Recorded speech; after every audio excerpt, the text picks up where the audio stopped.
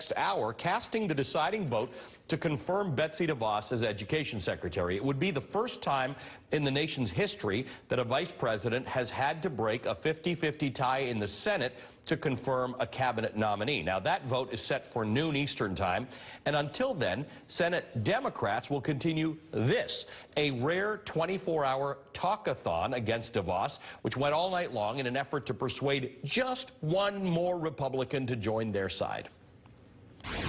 Betsy DeVos is completely unqualified to serve as Secretary of Education in this great nation. Who has said that our public education system is a dead end? This is not a job for amateurs. If you cannot be a champion for public schools, you should not be Secretary of Education. Now, let's discuss this a little more. I'm joined now by the president of the National Education Association, Eskelsen García. I should mention she's also an elementary teacher from Utah and was a Hillary Clinton supporter. Thank you so much for being with us. Your association is opposed to Betsy DeVos's nomination. Let me just let our viewers know what you said in a statement. Betsy DeVos, who has spent decades working to dismantle public education and privatize public schools, is dangerously unqualified and lacks the experience we should all demand in America's Secretary of Education. If confirmed, she would become the first Secretary of Education with zero experience in public schools. Now, in some places, public schools, you know this, we've all talked about this, are failing.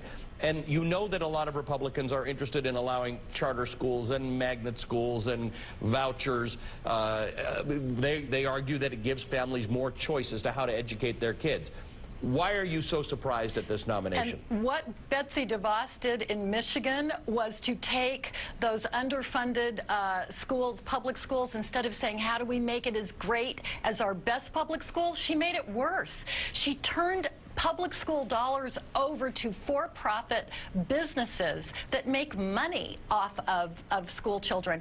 And worse than that, with no accountability, no transparency, how those public dollars were spent and what was delivered, what was promised to those parents and what was delivered. So for us, when you take a look at the Michigan voucher and charter for-profit businesses that she helped create, you have to be appalled. It's why so many advocates for better choices amongst public schools for kids said, but not like her ideas. Her ideas have failed the children in Michigan miserably. So let me ask you this. You mentioned Michigan, and in most states, this is an issue that is dealt with at the state and municipal level with public schools and teachers.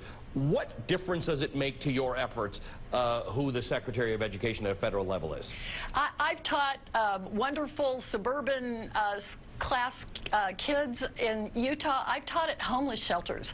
I've taught some of the kids that are depending on those federal dollars, like special education, like Title I dollars to give services to kids who live in deep poverty, English language learners.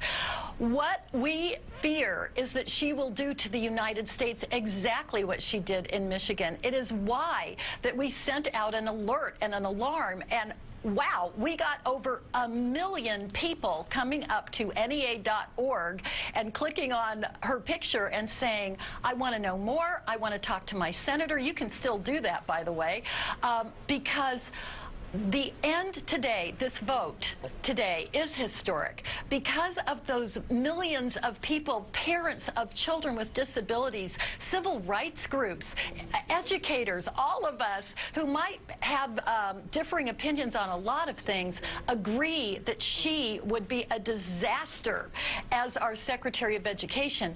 And there's a whole lot of senators now who understand that a whole lot of people are watching. We're going to see how this plays out in the course of the next hour. Eskelsen García is the president of the National Education Association. Thanks so much for joining us. Thank you. NBC News Capitol Hill correspondent.